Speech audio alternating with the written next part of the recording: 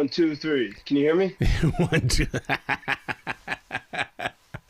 And all the things that are going on in the world around you. 1, 2, 3. I'm so glad that you remember those numbers going together. Oh, then the V3. What language am I speaking? I forget sometimes. Yeah. I hear you now, loud and clear. War is not a pop song, dude. I just want you to know that. Yeah, hey, did you listen to that song? Of course I did. My God. Did you watch? Oh, my God. The whole video and everything like that you sent me was just amazing. That's the kind of stuff that needs to wrap around this planet. Yeah, there is Ukrainians, and that was there were two girls in that. One is Lithuanian, the other is Ukrainian. But there's such amazing creativity in Ukraine, but especially in the war. And I made a podcast with a friend who's a jazz trumpeter, and I'll send you some of his music. Last week, and we were talking about the creativity of the air raid alarm. You know, when the air raid alarm starts, it depends on where you are in Ukraine, but you know, at any moment that could be your last few moments before a missile hits you, and so there's this creativity of the air raid alarm. It's almost like it's your last. It could be your last moments on Earth. What are you going to do? And so this mentality is leading to actually people creating some beautiful things. Well, isn't that what art is? Doesn't art create from darkness, and therefore people are moved because of that place so they can see the light? Yeah, exactly. And it's because we're surrounded by so much darkness. Like we need to sort of uncover the light, and you know, in a sense, to keep these little fires growing. And that's exactly. And so that song, "War Is Not a Pop Song." It reminded me so much of the kind of 80s protest. Yes, punk. It did. Oh my God, it so did. Yeah, but then even in a deeper way, because you could tell like these girls are facing existential threat to their lives, and I was thinking about what happens when the air raid alarm goes off, and but they did it with such humor, and they in the video they painted smiles in their faces, and I was just talking with one of them, BL, and she said, you know, the idea behind, for example, if you go to many Ukrainian cities and let's say it's, lunchtime, you'll see people walking around and smiling or talking or sitting at a cafe. And, if you don't know the people, you might think, oh, everything's fine. Everything's amazing. But it's not. And, people try to keep going and there's still laughter and jokes to survive. But everyone has the tears are just around the corner, and everyone is carrying an amazing, incredibly heavy weight. Do you think it was that way during World War I and World War II? My father was in World War II. My grandfather was in World War I, but they never talked about the lifestyle of the people of the towns that they were in. Yeah, well, Errol, I think this is, and I've been thinking about this a lot, but there's a lot of new things about. There's some old things about this war. For example, the recent amazing offensive by the Ukrainians to retake territory that the Russians had conquered. It was very World War II in style. Some of the fighting has been like World War I trench warfare. But when it comes to how people lived during war, we don't have, there was no social media that could really show us that reality. And so for the first time ever, we're able to see the whole world can kind of follow along and see what it's like. And I think there was a lot of that. It varies. For example, I was in Kharkiv, which is just 30 miles from Russia, last week. And that city, the second largest city in Ukraine, I was there in January, where it was such an entrepreneurial, hopeful, creative, clean city of parks and innovative restaurants and startups. And that city, you don't see smiles. That city, most places are closed. There's a few, cafes and restaurants that stay open. But that, I think of the eyes of everyone that I saw there, and there was just bewilderment in their eyes. And, there we had 2 missiles hit 3 blocks from my hotel, which is, I still have dreams about it every night since then. It was so close and terrifying in the way that you can feel the shake of it. We were in a neighborhood in the north of that city where they have constant shelling, and anyone could be hit at any moment. So there, in World War II, there were places where, it was absolute terror always. And then I think of the places like in the region of Kherson that have been occupied since March. It's the absolute brutality from the stories we hear by the Russians. Like Ukrainians can't leave their house after 3 p.m. They can get shot. And so I don't know. I can't speak what life is like in those places, but in other cities of Ukraine where you have to deal with periodic missile strikes, everyone, is somehow involved in the war. Yeah, life goes on in a way, and people are making music, and people you can go to a bar. Even now, you can go to a concert. You go to the opera, and yes, this was happening in World War II. People kept going. Wow. Two major things have happened over the past 24 hours. We'll cover them both. Number one, the leader of Ukraine wants war crimes against Putin because of the atrocity that they did with humanity in the cities that he traveled into today. And number two, the UN general today said that this war is far from over.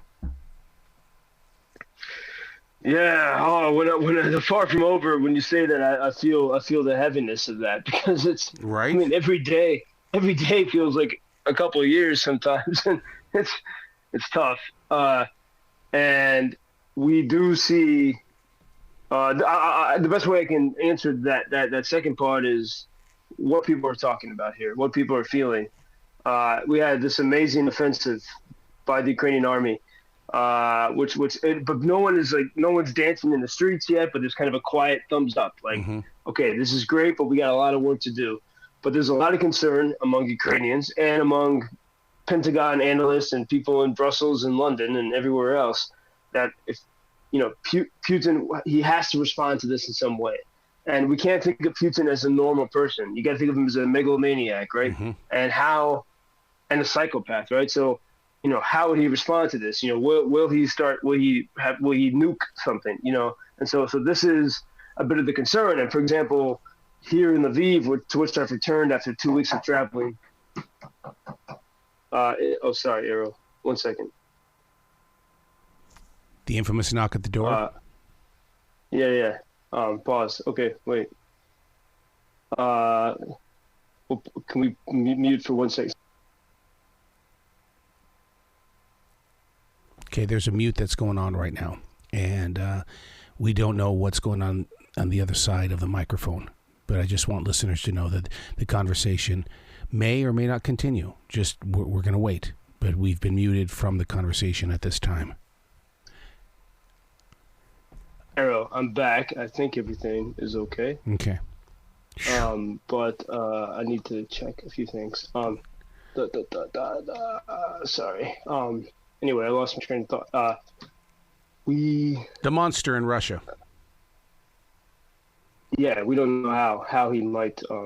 Well, because just a couple of days ago, I mean, they keep signing this petition that says they want him to be taken out of office. I mean, is that a good thing to put your signature on? Because we've learned about these big businesses, especially the tycoons in oil and stuff like that are committing suicide. I mean, there's so much going on because I don't know what's going on behind that brand new Iron Curtain.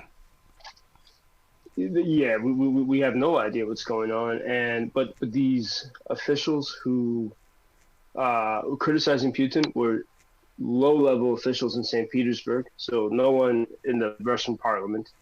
I have seen footage from Russian television of people debating how the war is going, and that's something new, but that could be staged too by the Kremlin, trying to make people feel that they live in some democracy. I don't trust anything I see coming from Russia.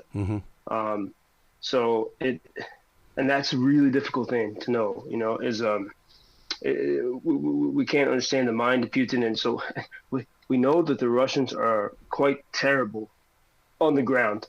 Like their military, they don't have morale, they don't have motivation, they don't have discipline.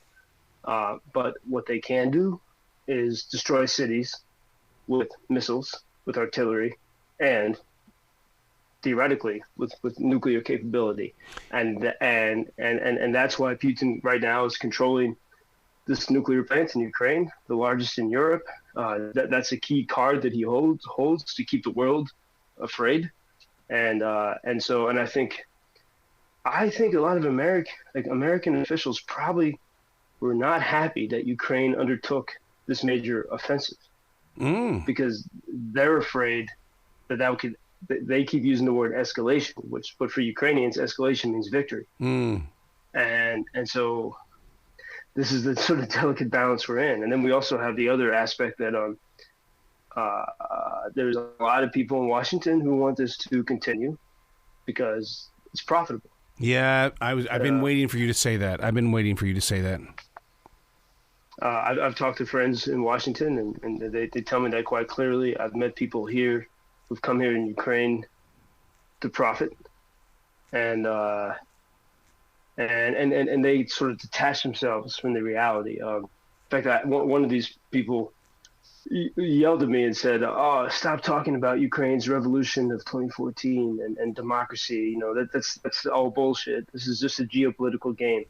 And I got the sense that some of these people, when they come here, they see that this is a wholesome country. This is a country of real democracy, and it makes them feel guilty because they don't care about that because they're only here to profit.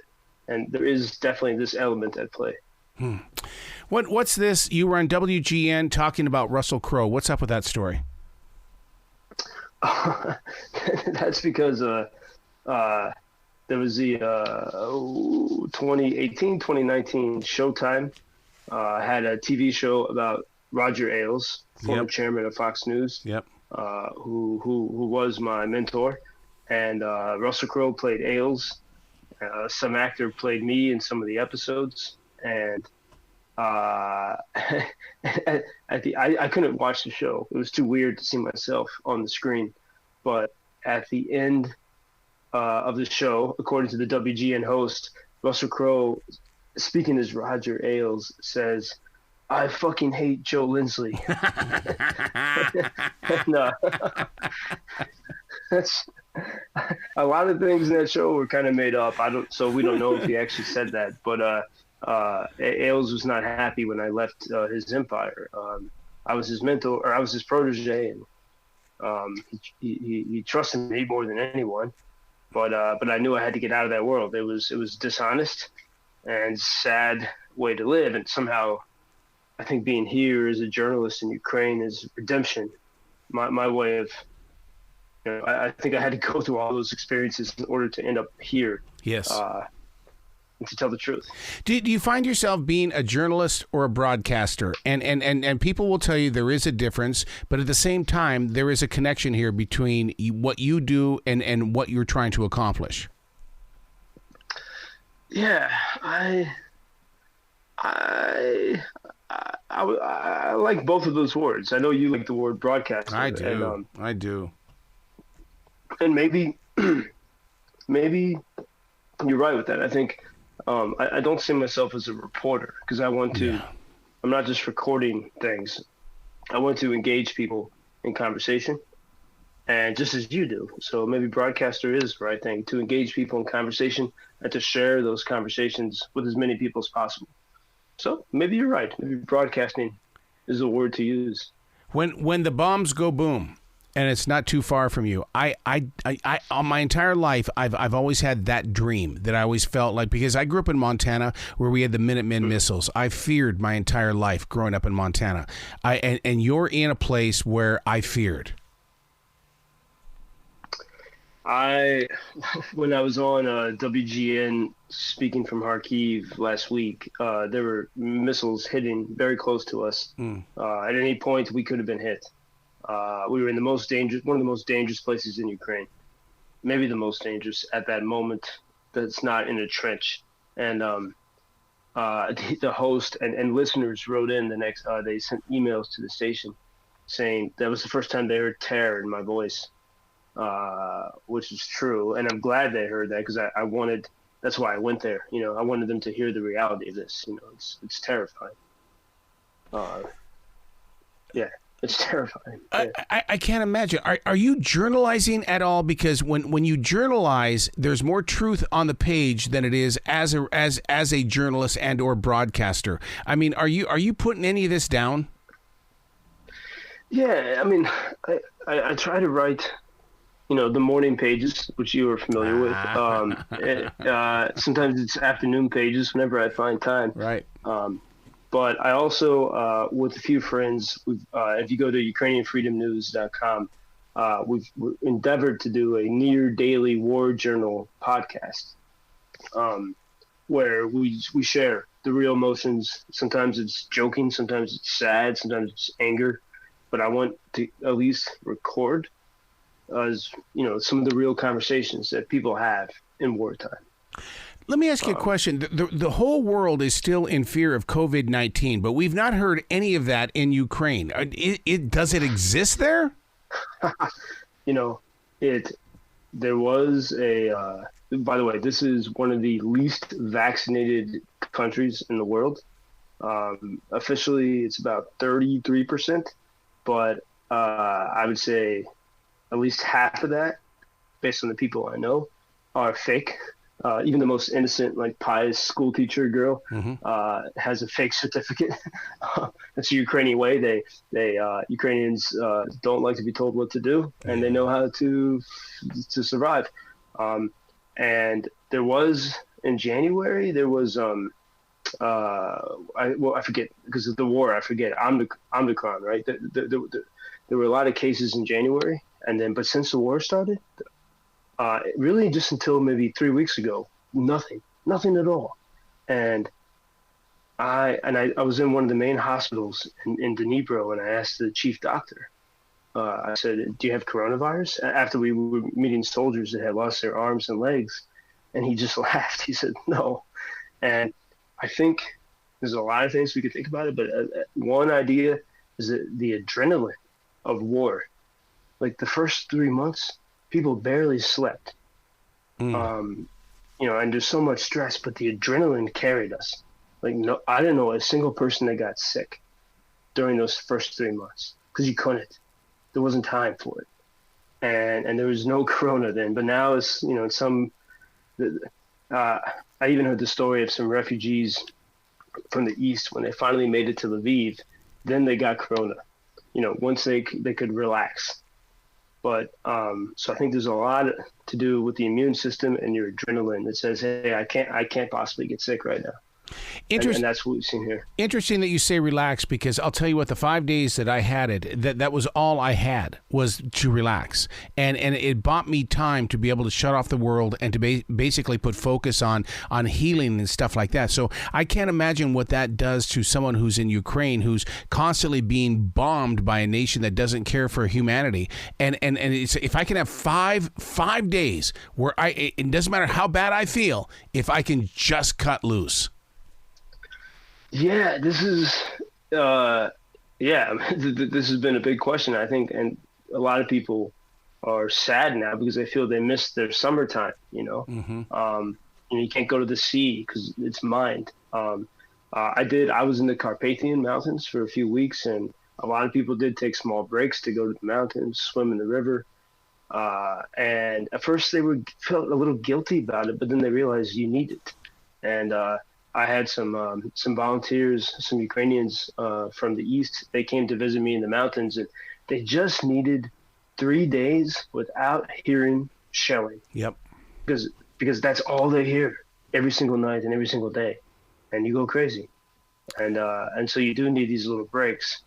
And so that's sometimes getting sick in a way can give you that, but it's this is the Ukrainians joke about the you talk about work-life balance, and now we have war-life balance. Yep. It's ridiculous, but it's what we have to do to survive. Not to unveil anything, and you can totally ignore the question, but we've all seen the stories, we've all read the history books and things like that. How many Ukrainians are bringing in Russians to hide them from their nation, to keep them protected from their nation, so that they too can have a life? None that I know of. Really? I think, in fact, every Ukrainian I know who, before the war, they had Russian colleagues, they had family there. I have yet to hear a single case of a Ukrainian who can still speak with his or her Russian relatives.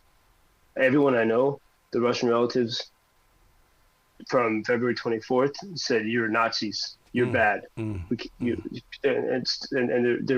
an entire nation, the largest geographical nation in the world, completely following whatever Putin says, and I think this is just as Germany, the Nazi Germany, had to have a reckoning in the 40s and 50s. They had a societal problem. They let evil take over them, and they became blind. This is what we have with Russia, and it's I spoke with a woman who was born in Russia. She married a Ukrainian. She lives a few miles from the front, but she's a proud Ukrainian. But as far as, we don't see much evidence of Russians. It's a really scary thing to think about, is that even family members of Ukrainians are okay with Ukrainian civilians being murdered. Yesterday on iHeartRadio, on my podcast, The Lyrics from Billy's Forest, I talked about writing in my own forest here in South Charlotte, North Carolina. You've been in this forest several times. You lived in this forest, and the thing is that I can't help but think about the energy that is in this area, Joe, that we have lived in, and now I have to think about those that are in Ukraine whose forests have been destroyed. What is happening to the writers, the poets, the expressionists, and stuff like that who relied on these trees that have been destroyed by bombs? Yeah, it's in the east. It's such devastation. I mean, you can hear in the Carpathian Mountains in the west. I would, in July, every morning at 5 o'clock, I went into the forest to look for mushrooms, to go fishing. It's still safe. It's actually one of the safest places in Ukraine. But in the east, you can't go. Even in Kyiv, outside of Kyiv, there are landmines everywhere. And these are absolutely beautiful forests. The same forest that goes to Chernobyl, by the way, is a beautiful forest. We have an image that it's a nuclear wasteland. It's absolutely beautiful. But the art and creativity is it's a whole new level. And last night I went to a concert with a funk jazz concert with a drummer from it was amazing. With a little bit of Eastern sounds, because you had a piano player from Crimea, which is sort of Turkish and it's like Eastern in its deep roots, and then a drummer from Mariupol his whole city is destroyed, and he put all that sort of pain into his drumming. It was some of the best drumming I've ever seen in my life. A guitarist from Lviv and a harmonica player from Kharkiv.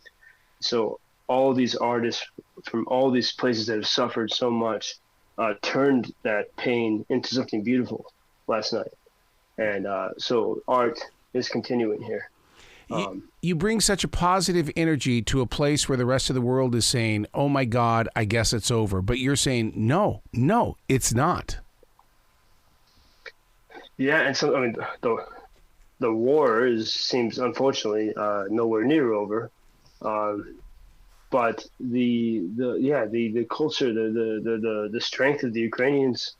I realized this when I saw a concert on the street when I was in Odessa a few weeks ago, and there was a man and a woman singing with like a kind of a rock band just in a park, and they sang with such vigor in the Ukrainian language, and I realized that even if and it was during an air alarm. And even if we all got destroyed in that moment, they sang with such passion that something about it would last. And that's what I see with so many of the Ukrainians I know. And I think that's why it is a creative nation, and it's becoming even more creative now, because we are living. Everyone in this world is going to die. Everyone faces horrible things. Yep. But here in war, it is so much more intense. And so you have to become more philosophical. You have to become more thoughtful about it. You don't have the luxury to wait. And that's why there's an amazing creativity happening. But I have to ask you, I've never heard that Ukraine declared war on Russia. So therefore, in my heart, it's almost like an invasion and they are protecting their rights. That's all it is. It's all it is. Yeah. That's what it is. It's an invasion. And Ukraine was existing peacefully.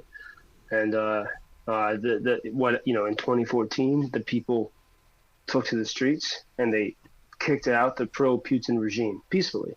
The pro-Putin regime sent the secret police to kill people, but the people stood there calmly. They didn't loot. They didn't break anything. I mean, they broke windows, but to get into government buildings, but they didn't hurt anyone. Mm-hmm. And the pro-Putin regime left, and Ukraine became uncontrollable and free. And that's why Putin is invading, because he can't control it. And I think he's also jealous. There's a nation right next to him where a lot of people speak Russian that's so much happier. And there's stories of Russians coming into Ukrainian villages, and they can't believe that they have indoor plumbing, or they have iPhones, because they don't have that in Russia, outside of Moscow and St. Petersburg. Oh, my God. What is your website? Because I want listeners to support you, to give you guys lots of love, because I know you're out there in the field. I know that you are dedicated and committed to helping people, reach their destination and just to get shoes. I mean, you are doing everything possible to make sure that people are taken care of. Yeah, thanks, Arrow. Yeah, UkrainianFreedomNews.com, and you can support us there. You can follow our podcast, and we have a daily situation report on what's happening throughout Ukraine. UkrainianFreedomNews.com. Have you ever wanted to write a letter to Murdoch saying, "Hey, dude, I just want to thank you. I learned a lot while I was with you, but you know what? I'm in a place that okay, so I needed you, but I'm in a greater place." I never thought of that, but you're right. I should do it. I will. Maybe I'll publish it in some newspaper. I love it. That's a great idea. Eric, that's an amazing idea. I'm going to do that. Dude, we got to stay connected, okay? All right, for sure. Thank you. And sorry for the hiccup there. Everything's fine. Oh, man, we're fine. We're fine. I'll keep praying for your mom and dad across the street, okay? Great. Give them my best. Yes, and your grandmother, too. I love your grandmother. Your grandmother, I love her spunk, dude. I can see a lot of you in her. Maybe we should have her on a podcast. She loved talking with you. She told me. And you saved her. Oh, my God. We should set that up to where we invite your grandmother on there, and I'll take the equipment over there, because I think we would have the greatest conversation. Let's do it. All right, man. Well, you be brilliant today, okay? All right. Thank you, Arrow. Good night from Ukraine.